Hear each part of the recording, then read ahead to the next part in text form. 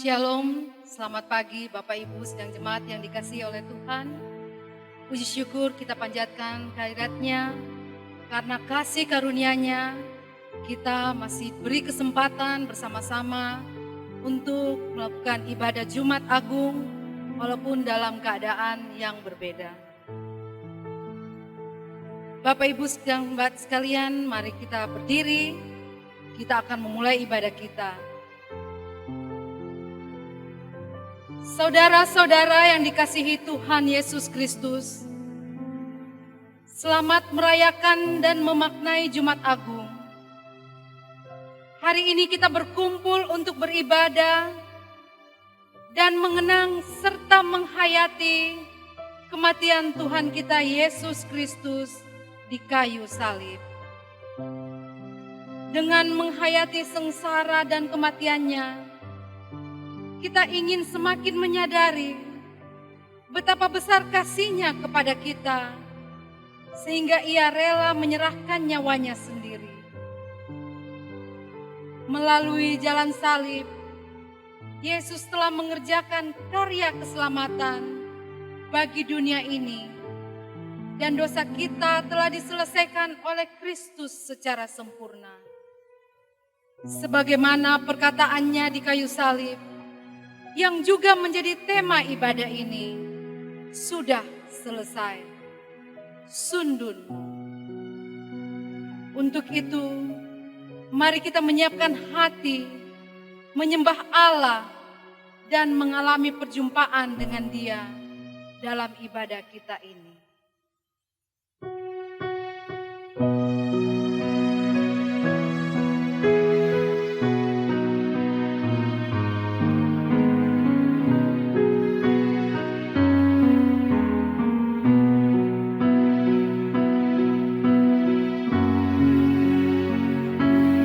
Menjulang nyata atas bukit Kala, terang benderang salib-Mu Tuhanku.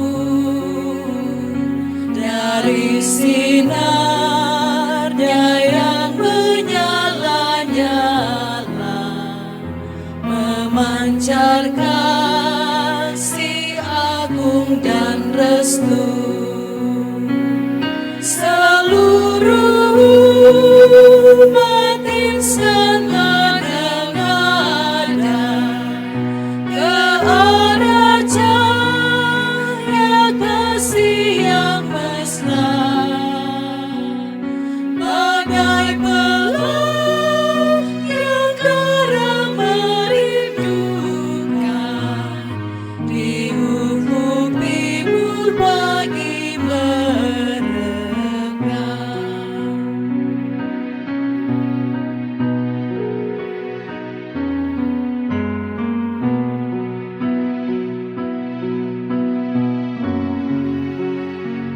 Salib-Mu Kristus tanda pengasihan, mengangkat hati yang remuk redam, membuat dosa yang tak terperikan di lubuk cinta Tuhan terbenam. Di dalam Tuhan kami balik lahir, insan bernoda kini berseri, teruras darah suci yang mengalir di salib pada bukit Kalvari.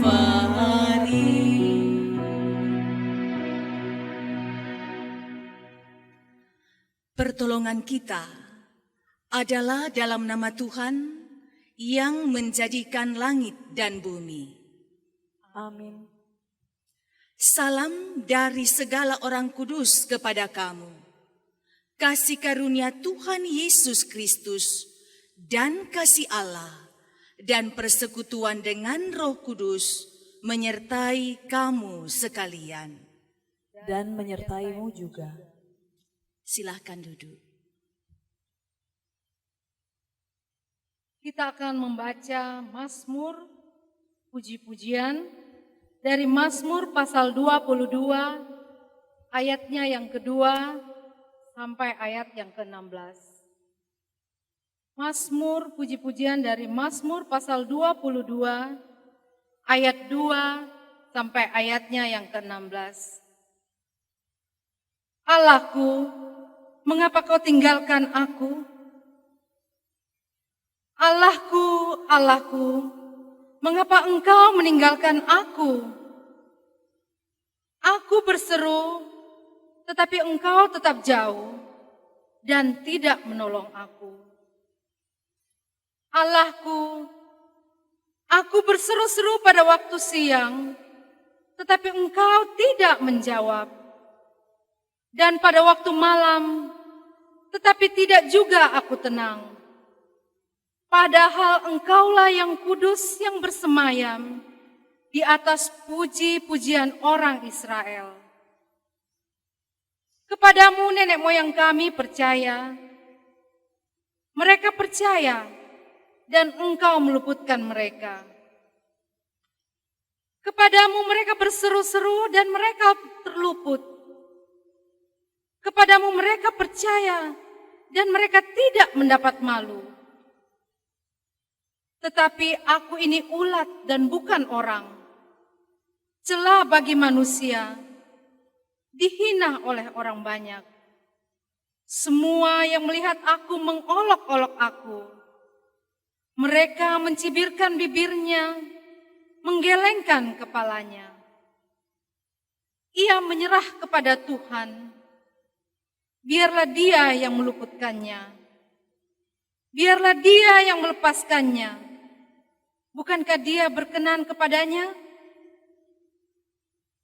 Ya, Engkau yang mengeluarkan aku dari kandungan. Engkau yang membuat aku aman pada dada ibuku.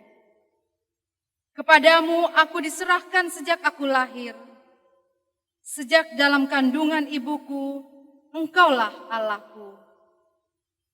Janganlah jauh daripadaku, sebab kesusahan telah dekat, dan tidak ada yang menolong. Banyak lembu jantan mengerumuni aku, banteng-banteng dari Basan mengepung aku. Mereka mengangakkan mulutnya terhadap aku, seperti singa yang menerkam dan mengaum. Seperti air aku tercurah, dan segala tulangku terlepas dari sendinya. Hatiku menjadi seperti lilin, hancur luluh di dalam dadaku. Kekuatanku kering seperti beling, lidahku melekat pada langit-langit mulutku, dan dalam debu maut kau letakkan aku. Amin.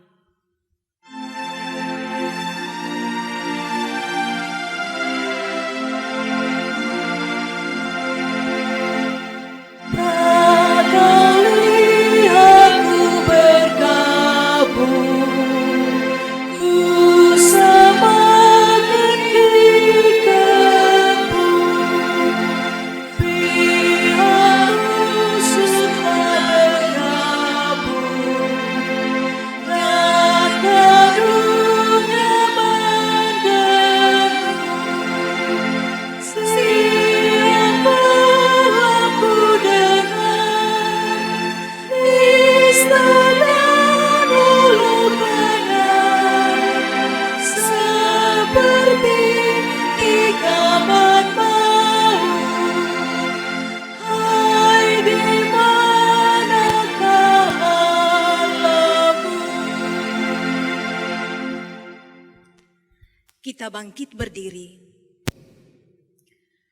Kita mendengarkan perintah saling mengasihi menurut 1 Yohanes pasal 4 ayat 7 sampai 10. Saudara-saudaraku yang kekasih, marilah kita saling mengasihi. Sebab kasih itu berasal dari Allah, dan setiap orang yang mengasihi lahir dari Allah dan mengenal Allah. Barang siapa tidak mengasihi, ia tidak mengenal Allah, sebab Allah adalah kasih. Dalam hal inilah kasih Allah dinyatakan di tengah-tengah kita, yaitu bahwa Allah telah mengutus anaknya yang tunggal ke dalam dunia, supaya kita hidup olehnya. Inilah kasih itu, bukan kita yang telah mengasihi Allah, tetapi Allah yang telah mengasihi kita dan yang telah mengutus anaknya sebagai pendamai bagi dosa-dosa kita. Amin.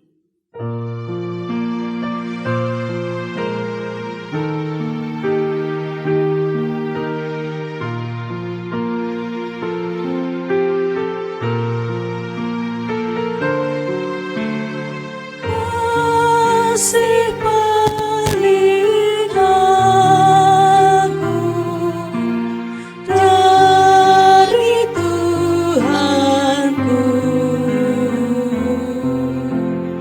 kini ku sadari di dalam hatiku. Yesus Maha Kasih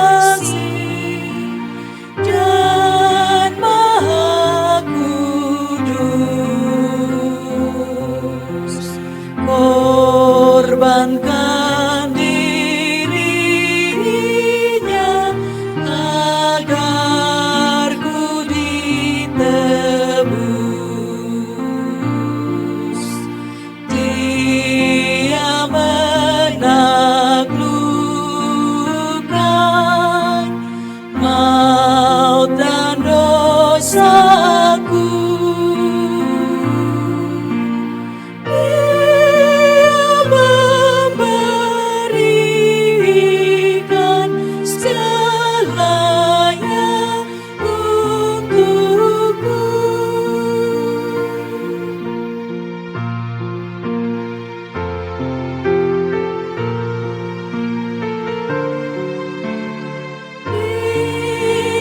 Kan ku ingat selama hidupku, takkan ku lupakan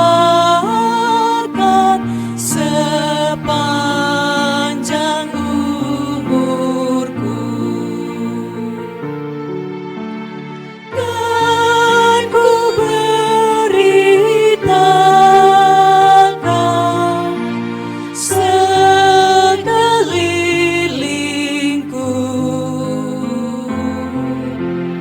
dan ke ujung dunia sejauh kuatku. Apapun terjadi atas diriku,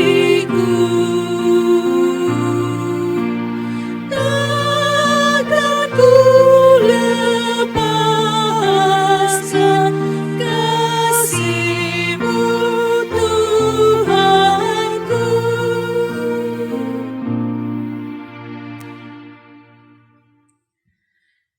Kita akan membaca bahagian firman Tuhan terambil dari Yohanes pasal 19 ayat 28 sampai 37. Sebelumnya, mari kita berdoa. Ya Bapa di sorga, betapa hati kami terharu bahwa dalam suasana pergumulan besar yang kami alami, kami masih dimungkinkan untuk merayakan dan menghayati akan Jumat Agung. Kami yakin dan percaya, sekalipun kami tidak melakukan ibadah bersama dengan umat dalam sebuah perayaan di Bait-Mu yang kudus, melainkan jemaat bisa melaksanakan dan menghayati Jumat Agung di rumah masing-masing. Satu hal yang kami yakini, Engkau tetap mengasihi kami. Dan kasih-Mu itu semakin jelas kami lihat dalam peristiwa Jumat Agung. Kami umat-Mu yang berdosa, Engkau pulihkan, Engkau sucikan, Engkau tebus dari dosa dan kesalahan kami. Kami akan membaca bahagian firman-Mu. Taruhlah perkataan dalam mulut hamba-Mu ini. Semoga setiap kata demi kata yang hamba-Mu sampaikan kepada umat adalah suara kebenaran dari Tuhan. Dan berikan telinga seorang murid kepada umat-Mu yang mendengarkan firman, mencermati firman dengan baik, dan dikuatkan untuk memberlakukannya. Bersabdalah Tuhan, umat-Mu telah sedia untuk mendengarkan firman-Mu. Dalam Kristus Yesus kami berdoa. Amin.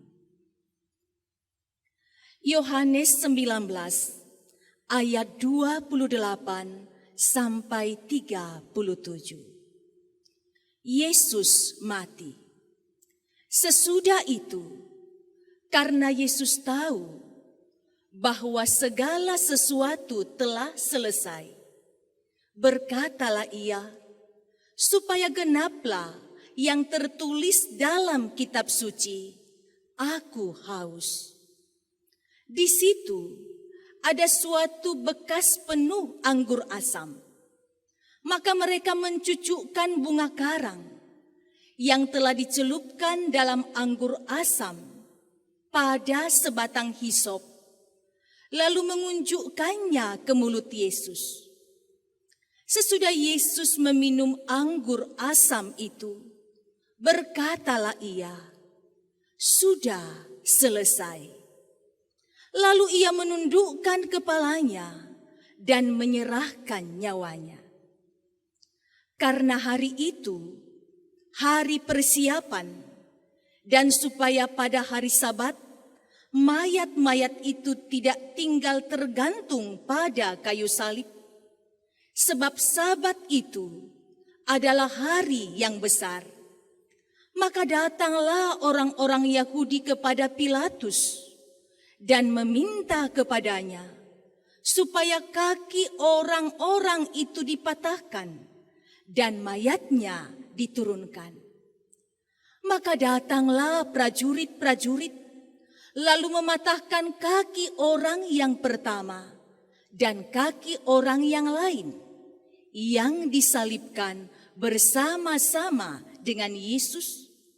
Tetapi ketika mereka sampai kepada Yesus dan melihat bahwa ia telah mati, mereka tidak mematahkan kakinya.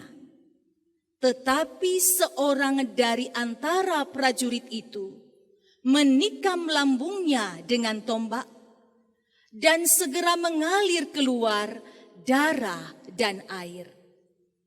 Dan orang yang melihat hal itu sendiri, yang memberikan kesaksian ini, dan kesaksiannya benar, dan ia tahu bahwa ia mengatakan kebenaran, supaya kamu juga percaya.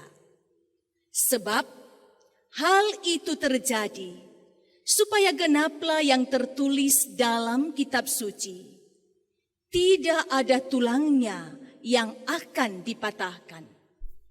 Dan ada pula nats mengatakan, mereka akan memandang kepada Dia yang telah mereka tikam. Demikian firman Tuhan. Amin. Ore sumana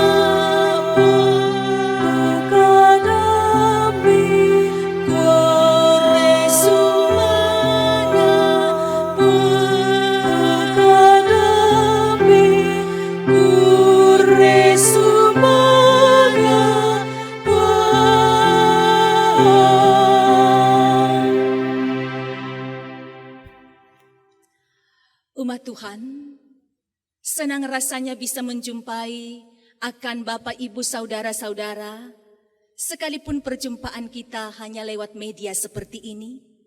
Tetapi tentu ini tidak akan mengurangi pemaknaan Jumat Agung yang kita jalani. Jemaat yang kekasih dalam Yesus Kristus, kita mengenal bahwa dalam satu tahun ada 365 hari. Jika dibagi dalam minggu, maka terdiri dari 52 minggu dalam satu tahun. Dengan demikian, berarti kita menjalani hari Jumat sebanyak 52 kali juga dalam satu tahun. Namun, dari sekian banyak Jumat yang kita jalani, hanya satu yang disebut Jumat Agung. Jumat yang berisi, yang dipenuhi dengan suasana keagungan. Kalau kita berbicara tentang Jumat Agung, apa yang ada dalam benak Bapak Ibu saudara-saudara? Mungkin yang ada dalam benak kita ialah Yesusku mati, Mesiasku disalibkan. Dia mati untuk menyelamatkan akan aku, manusia yang berdosa. Dan cara kematiannya adalah cara yang paling hina, yang terkutuk pada zaman itu. Jemaat yang kekasih dalam Yesus Kristus, budaya Romawi, jika ada seseorang yang melakukan kesalahan, maka dia akan dihukum dengan cara disalibkan, menandakan bahwa dia betul-betul dihinakan di tengah-tengah masyarakat. Sebelum penyaliban itu terjadi, yang dilakukan ialah dia diarak keliling kota, dia diteriaki, dia dicambuk. Kemungkinan dia juga ditelanjangi untuk merendahkan harkat dan martabatnya sebagai manusia. Yesus mengalami hal yang sama. Sebelum Yesus disalibkan di Golgota, dia menjalani Via Dolorosa, jalan-jalan kesengsaraan di mana harkat dan martabatnya betul-betul dihinakan di mata orang banyak. Kalau ada orang besar meninggal, biasanya yang dilakukan orang adalah mengenang ucapan-ucapan terakhir atau pesan-pesan yang disampaikan sebelum dia meninggal. Dicatat, dibuatkan buku, ada biografinya dengan harapan pesan-pesan dan kehidupannya itu dikenang oleh orang banyak. Namun, kalau ada orang mati dengan cara terkutuk, dengan cara yang hina, tidak ada yang membuatkan buku atau biografi atau menulis pesan-pesan terakhirnya. Namun berbeda dengan Yesus kita. Yesus kita disalib, Yesus kita mati dengan cara dihina. Namun 7 kata terakhir sebelum Yesus mati dicatat dalam sejarah kehidupan manusia. Lebih dari 4.000 bahasa menuliskan tentang ucapan-ucapan terakhir Tuhan Yesus di kayu salib.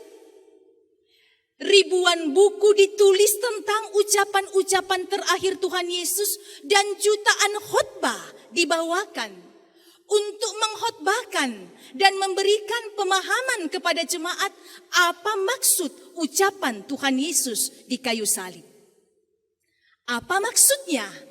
Begitu banyak buku diterjemahkan dalam lebih dari 4.000 bahasa tentang ucapan terakhir Tuhan Yesus. Mau mengatakan bahwa Yesus adalah pengendali sejarah kehidupan manusia. Tema kita di hari Jumat Agung ini diambil dari perkataan Tuhan Yesus di kayu salib, yaitu sudah selesai. Dalam bahasa Yunaninya, tetelestai. Sudah selesai, tetelestai. Sudah selesai dipahami berbeda oleh banyak orang. Saya akan berusaha untuk memberikan pemahaman kepada kita apa maksud kata sudah selesai. Beberapa teolog menjelaskan arti kata sudah selesai. Misalnya William Barclay dalam bukunya mengatakan, sudah selesai merupakan seruan kemenangan Yesus.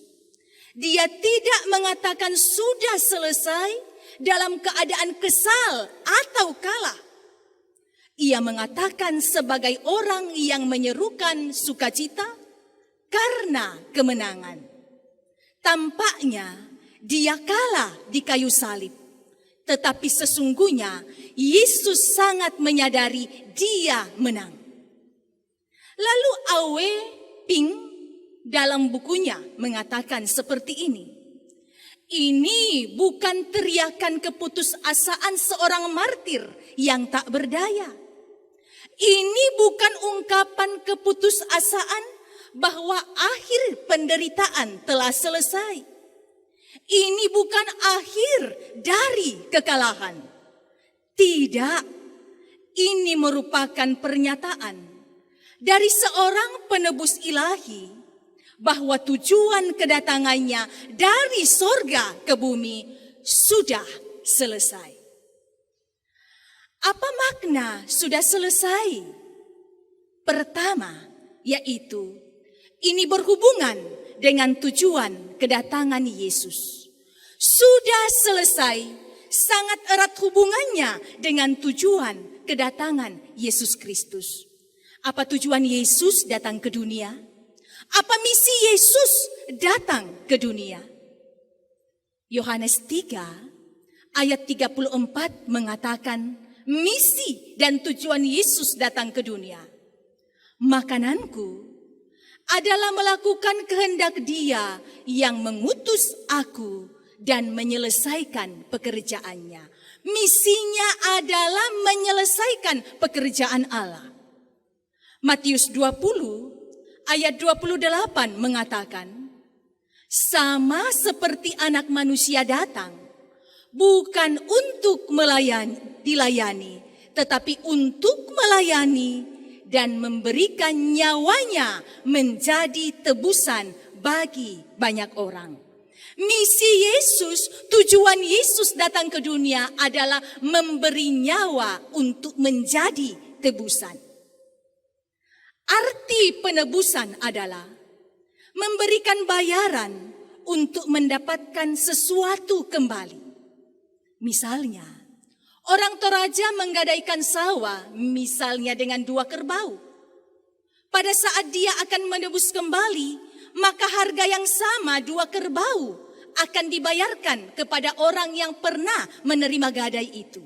Sekalipun nilai uangnya sudah berbeda menurut zaman yang terjadi. Menebus artinya ada yang ditebus, ada yang menebus, dan ada harga yang harus dibayar. Menurut Matius pasal 20 ayat 28, yang ditebus adalah orang banyak. Yang menebus adalah anak manusia. Dan harga tebusan adalah darah anak domba Allah melewati jalan kematian. Harga penebusan adalah kematian. Mengapa manusia harus ditebus dengan kematian? Ini sangat erat kaitannya dengan hukuman Allah bagi manusia. Ketika Adam melakukan akan pelanggaran di hadapan Allah. Kejadian 2 pasal 27 mengatakan, tetapi buah pohon tentang yang baik dan yang jahat, janganlah kamu makan buahnya. Sebab pada hari engkau memakannya, engkau pasti mati. Hukuman dari keberdosaan manusia adalah kematian. Diperjelas dalam Roma pasal 6 ayat 23 mengatakan, sebab upah dosa adalah maut, kematian. Hukuman terhadap dosa adalah kematian. Ditebus pun harus lewat jalan kematian. Dan Yesus yang akan membayar akan penebusan itu. Apakah Adam langsung mati ketika dia memakan buah pohon itu? Padahal Alkitab mengatakan pada saat engkau memakannya engkau akan mati. Ternyata tidak. Adam masih hidup ratusan tahun ke depan.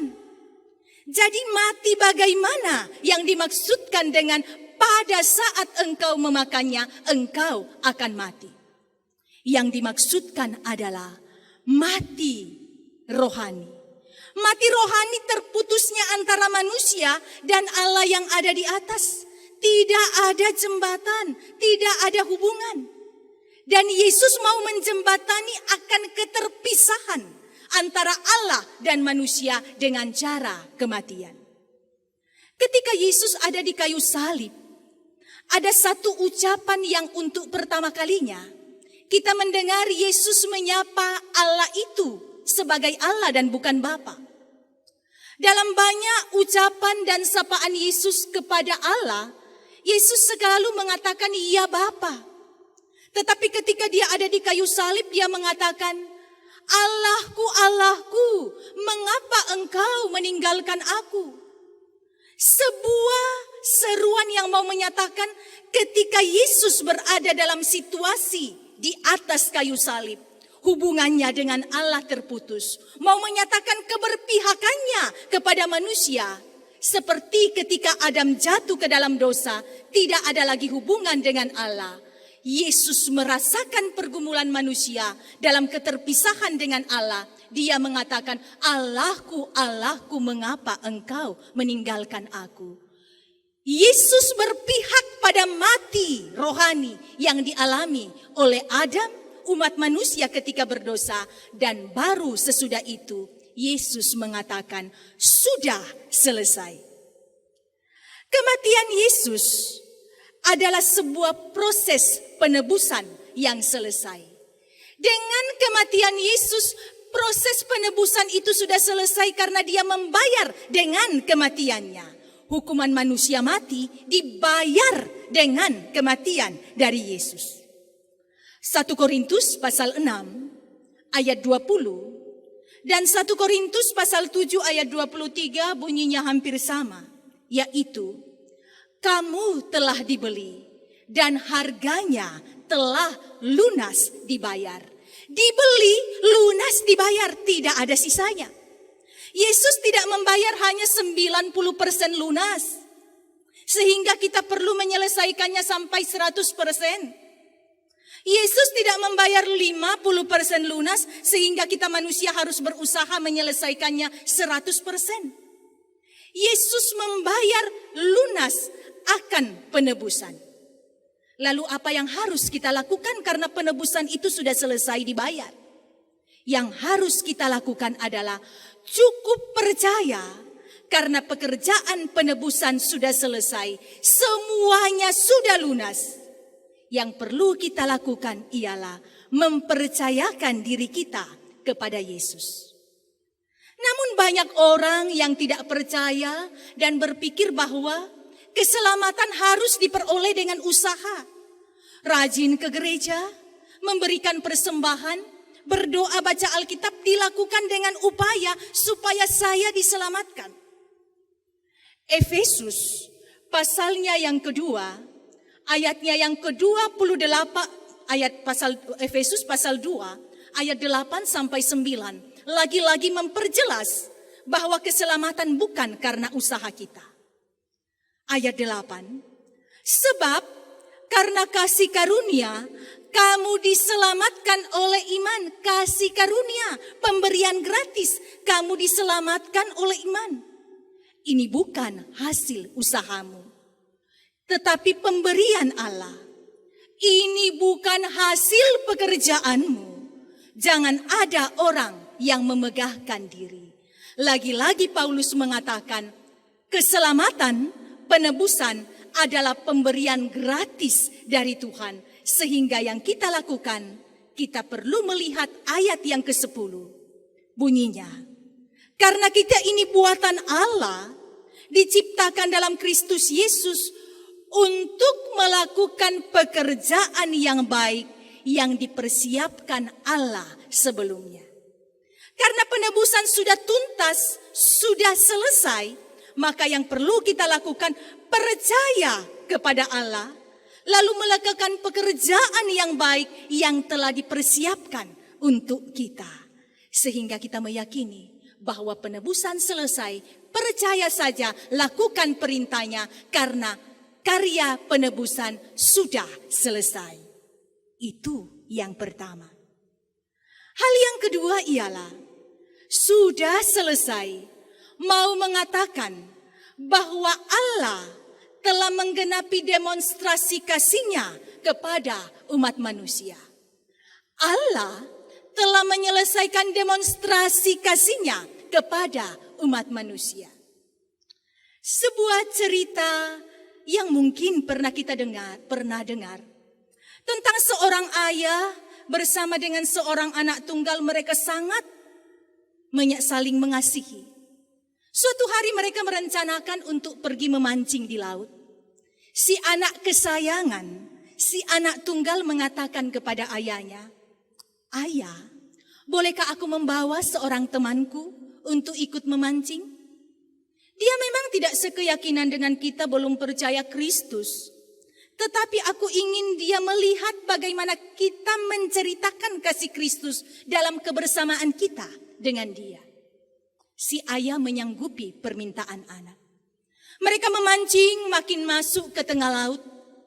Tapi ternyata sesuatu hal yang tidak diduga terjadi. Gelombang besar datang, angin kencang bertiup. Perahu mereka diombang-ambingkan oleh gelora laut dan angin yang besar. Si ayah mengenakan pelampung, sehingga ketika perahu itu terbalik, ayah dalam keadaan aman. Si anak berteriak-teriak, "Ayah, ayah, tolong aku, ayah." Timbul tenggelam minum air, dia berteriak, "Tolong aku, ayah." Temannya di sisi yang lain mengatakan, Om, tolong aku celaka, Om." Sayangnya, pelampung yang dibawa si ayah cuma satu, dua dengan yang dikenakan. Si ayah berada pada dilema, apakah pelampung itu akan diberikan kepada anak tunggal yang dikasihinya, ataukah kepada teman yang paling dikasihi oleh anaknya. Kalau kita berada pada posisi si ayah, apa yang Anda akan lakukan? Apakah akan membuangkan pelampung itu kepada anak kesayangan Anda? Ataukah membuangkan pelampung itu kepada teman yang sangat dikasihi oleh anak saudara? Dan di luar dugaan, yang dilakukan si ayah ialah berteriak membalas teriakan anaknya dan mengatakan, "Ingat anakku, apapun yang terjadi, ayah mengasihimu." Dan kemudian dia mengangkat tangannya tinggi-tinggi melemparkan pelampung itu kepada teman dari anaknya. Si anak mati tenggelam, temannya selamat, teman yang belum percaya Kristus. Ini adalah sebuah cerita yang mau menceritakan demikian demonstrasi kasih Allah bagi kita. Yohanes pasal 3 ayat 16 mengatakan, "Karena begitu besar kasih Allah akan dunia ini, sehingga ia mengaruniakan anaknya yang tunggal, supaya setiap orang yang percaya kepadanya tidak binasa, melainkan beroleh hidup yang kekal." Sudah genap, mau mengatakan demonstrasi kasih Allah telah digenapi dalam Yesus Kristus. Allah tidak menyayangkan anaknya yang tunggal. Allah merelahkan anaknya yang tunggal mati untuk menebus umat manusia. Dan itu adalah makna dari kata sudah genap, demonstrasi kasih Allah telah digenapi. Ini menjadi penghiburan dan penguatan serta pengharapan bagi kita di tengah-tengah pergumulan pandemi corona yang kita alami. Kalau Allah mampu menyelamatkan kita dan mendemonstrasikan kasih-Nya kepada kita di dalam Yesus Kristus, yakinlah bahwa pada akhirnya keadaan buruk yang kita alami akan berakhir. Saya paham kita semua sakit dengan keadaan yang kita alami. Bukan hanya mereka yang ada di rumah sakit yang sakit. Bukan hanya mereka yang kehilangan kekasih-kekasih yang sakit. Tetapi kita semua sakit. Dokter, perawat sakit. Menguras tenaga untuk membantu mereka yang sakit. Pemerintah mengalami keletihan. Bagaimana mengupayakan semoga penyebaran virus ini bisa berakhir. Kita juga sakit. Yang kemarin bebas berkeliaran di luar rumah. Melakukan aktivitas, sekarang lebih banyak berdiam di rumah, dan ini mungkin minggu ketiga yang kita jalani banyak berdiam di rumah. Ada dua hal yang diharuskan pemerintah untuk kita lakukan. Pertama adalah social distancing, yaitu menghindari kerumunan massa, menghindari kerumunan orang banyak. Dan yang kedua, yaitu physical distancing, yaitu tidak bersentuhan dengan orang lain. Hanya dua. Namun, jangan menghadirkan hal yang ketiga, yaitu spiritualitas distancing, menjaga jarak dengan Allah. Bahwa mungkin ada yang mengatakan, Tuhan, kurang apa lagi yang kami lakukan kepadamu? Dunia berdoa, melakukan syafaat. Lepaskanlah kami dari pergumulan virus corona. Bukankah banyak air mata, banyak jeritan, banyak erangan di sana sini, tetapi engkau tidak kunjung mendengarnya? Jangan-jangan engkau sudah jauh dari kami. Situasi yang sama pernah dialami bangsa Israel di Babel. 70 tahun lamanya berteriak, Tuhan pulihkan kami, Tuhan lepaskan kami. Dan apa yang dilakukan Tuhan dalam tenggang 70 tahun itu? Tuhan membiarkan mereka tetap dalam keadaan bergumul. Tujuannya adalah supaya Israel semakin menggantungkan pengharapan kepada Tuhan. Lalu di tengah-tengah situasi pergumulan yang dialami oleh bangsa Israel, suara kenabian Nabi Yeremia mengatakan seperti ini. Dan apabila kamu berseru dan datang untuk berdoa kepadaku, maka aku akan mendengarkan kamu. Apabila kamu mencari aku, kamu akan menemukan aku. Apabila kamu menanyakan aku akan memberi kamu menemukan aku. Bahwa Allah mengatakan, berserulah, berdoalah, carilah aku akan memberikan diriku untuk kamu temukan. Artinya, aku akan memulihkan keadaanmu. Maka di Jumat Agung ini, ketika tema mengatakan sudah selesai, karya penebusan sudah selesai, maka Allah pun mengatakan, pada akhirnya pergumulan yang besar ini akan selesai pada waktu yang telah Tuhan tentukan. Allah di dalam Kristus sudah selesai mendemonstrasikan kasih-Nya bagi kita. Yesus sudah selesai menuntaskan penebusannya bagi kita. Maka Dia jugalah yang akan menyelesaikan perkara pandemi corona yang kita gumuli sekarang ini. Pada saatnya juga akan sudah selesai. Selamat merayakan Jumat Agung. Selamat menikmati kemerdekaan dan kemenangan di dalam Kristus. Milikilah iman yang selalu terpaut kepada Tuhan. Amin.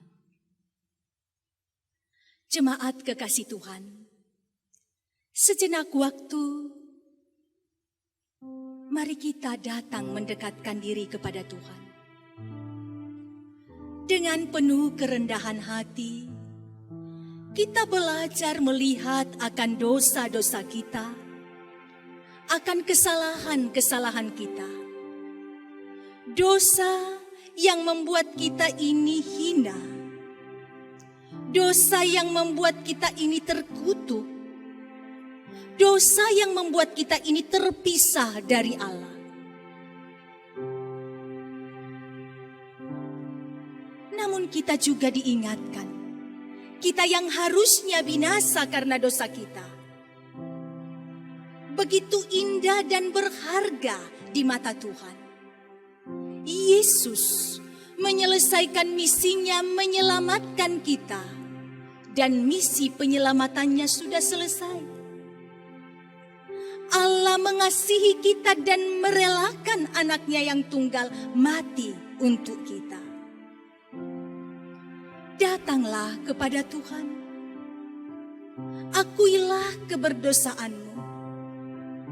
Dan syukurilah kemenangan yang Yesus nyatakan dalam penebusannya.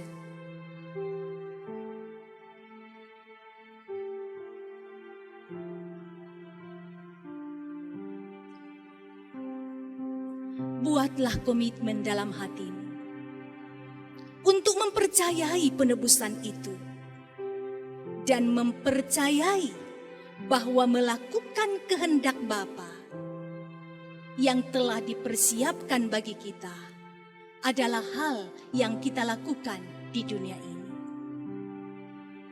Bersyukurlah bahwa agama yang kita anut, kepercayaan kita berbeda dengan kepercayaan orang lain, agama lain.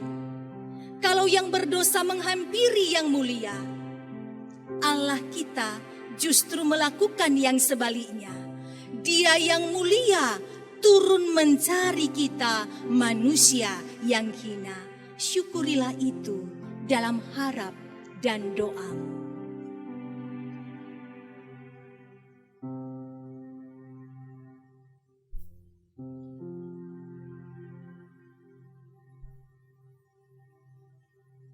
Sebagai ungkapan syukur kita atas firman Tuhan yang telah kita dengarkan bersama, kita akan memberi persembahan. Namun sebelum kita memberikan persembahan, saya akan membacakan nats persembahan yang terambil dari Amsal pasal 11, ayatnya yang ke-24 sampai 25. Amsal pasal 11 ayat 24 sampai 25. Ada yang menyebar harta, tetapi bertambah kaya. Ada yang menghemat secara luar biasa, namun selalu berkekurangan. Siapa banyak memberi berkat, diberi kelimpahan. Siapa memberi minum, ia sendiri akan diberi minum. Amin.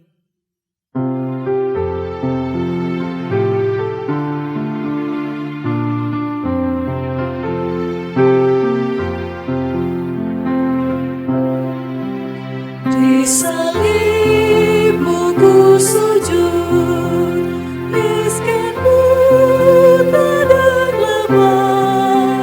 Yesus kau harapanku, agar aku selamatlah. Ku percaya padamu, anak domba Golgota. Di salibmu ku sujud, diriku selamatkanlah.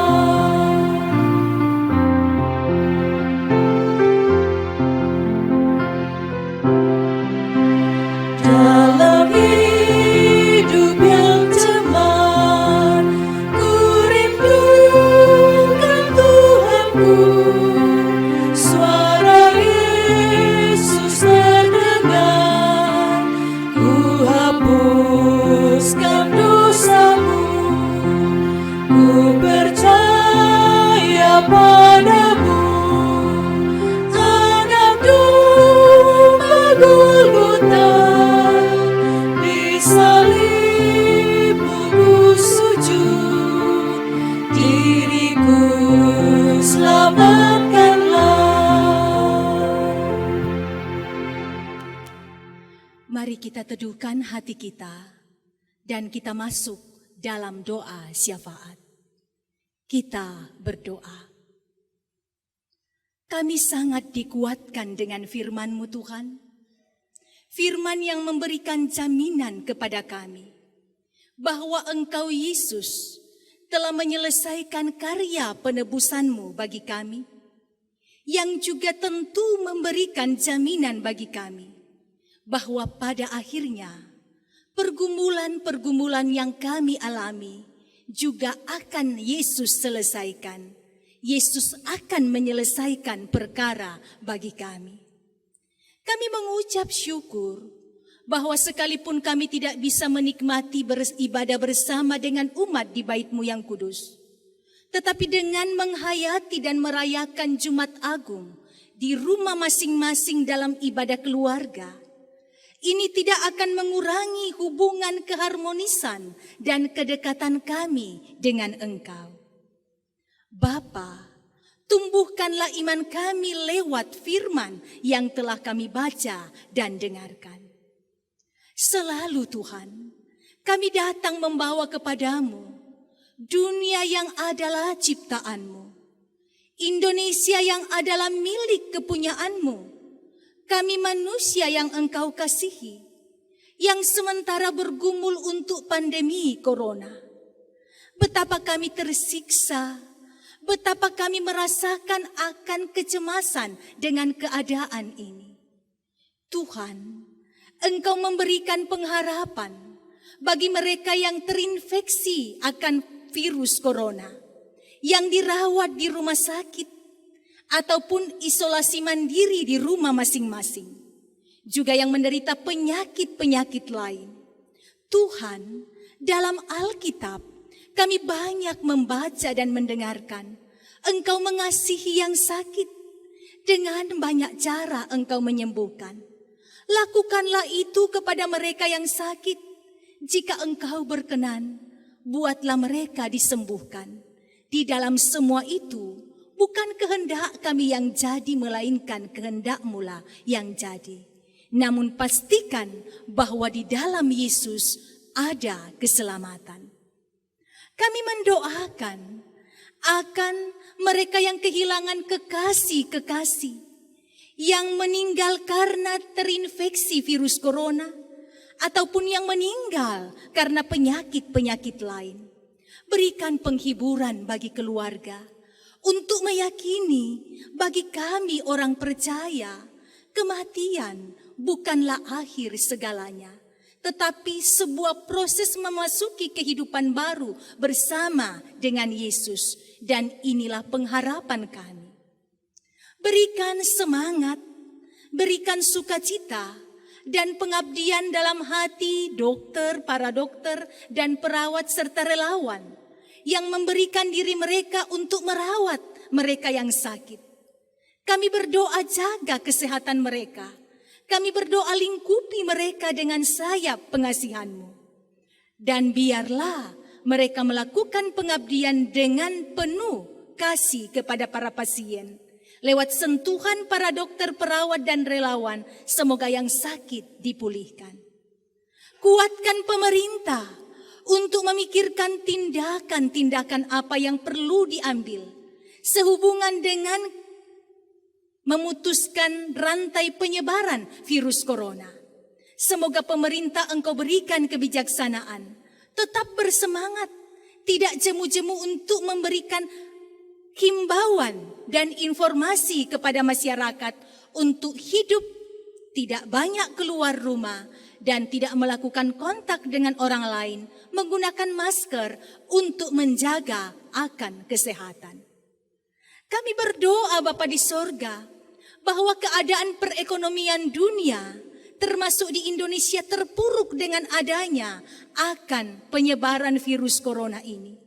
Bahkan banyak yang kehilangan pekerjaan, tidak ada pendapatan. Banyak yang mengerang sakit, bukan hanya sakit karena penyakit ini, tetapi begitu mengalami pergumulan hidup sehubungan dengan ekonomi.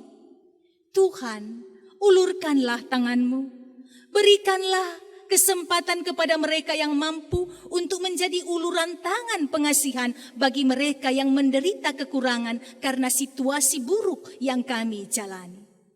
Ajarlah kami semakin menyerukan pertobatan kepadamu, dan ajarlah kami untuk mengakui Engkau kuasa mengendalikan akan dunia ini. Engkau pemilik sejarah, Engkau pengendali dunia. Lakukanlah yang baik untuk umat ciptaan-Mu di dunia, kami yang ada di Indonesia di sini. Terima kasih Kami telah memberikan persembahan, kiranya digunakan untuk pelayanan Tuhan. Terima kasih untuk yang telah menyiapkan, sehingga pelayanan pada Jumat Agung ini bisa berjalan dengan baik. Berkati semua yang mengambil peran, dipakai berbuah lebat dalam pelayanan untuk kemuliaan dan kebesaran akan nama Tuhan. Bapa di sorga, ini hati kami, ini tubuh kami, ini jiwa kami persembahkan kepadamu dan kami bersyukur untuk pemulihan yang Engkau nyatakan. Dan ini harapan kami, Tuhan dengar dan jawab. Doa ini kami bawa hanya dalam satu nama yang kuasa, Yesus Kristus, yang telah menuntaskan karya penyelamatan, menyelesaikan akan karya penyelamatan bagi kami, dan mengajar kami berdoa demikian. Bapa kami yang di sorga, dikuduskanlah namamu, datanglah kerajaanmu, jadilah kehendakmu di bumi seperti di sorga. Berikanlah kami pada hari ini makanan kami yang secukupnya, dan ampunilah kami akan kesalahan kami, seperti kami juga mengampuni orang yang bersalah kepada kami. Dan janganlah membawa kami ke dalam pencobaan, tetapi lepaskanlah kami daripada yang jahat. Karena Engkaulah yang empunya kerajaan, dan kuasa, dan kemuliaan, sampai selama-lamanya. Amin. Kita bangkit berdiri.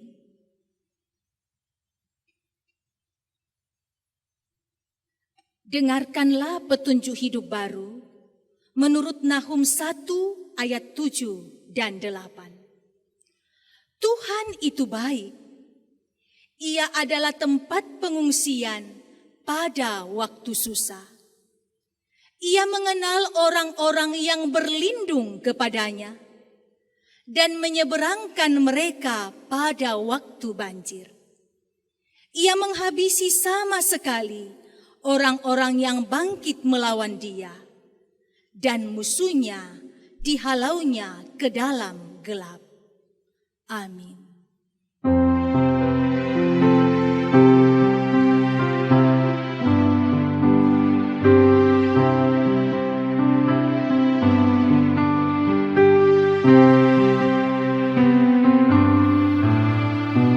Hatiku beriman pandang kesiksaan di Golgota. Dengarlah Tuhanku doa sembahyangku kepada sayangmu.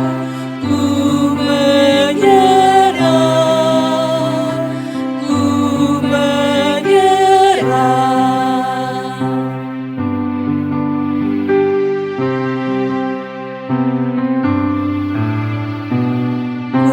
kuatkan hatiku dengan kuasa-Mu agar tetap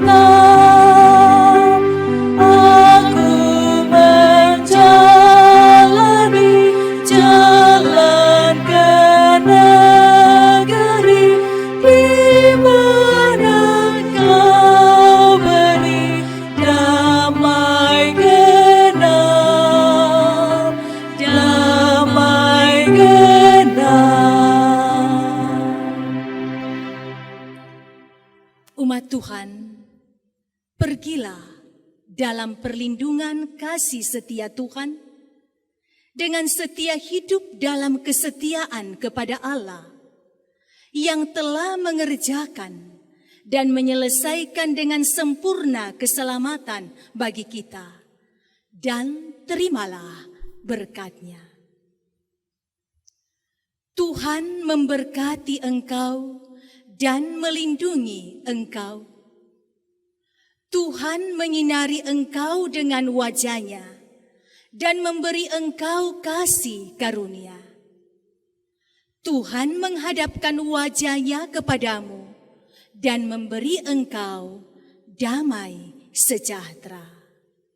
Amin. Amin.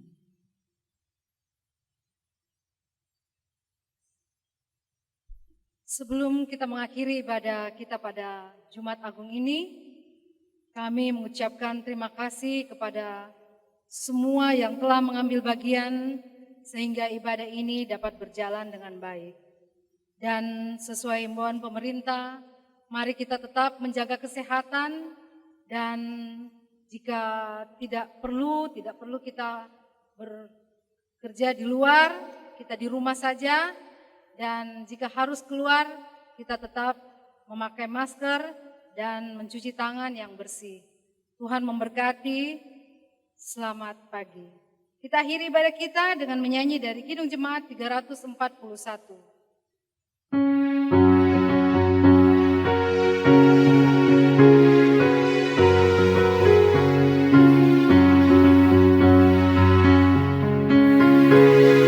Kuasa-Mu dan nama-Mu lah hendak kami sembah, dan karena itu ya Tuhan kami takkan gentar, bagaikan padi segenggam mestilah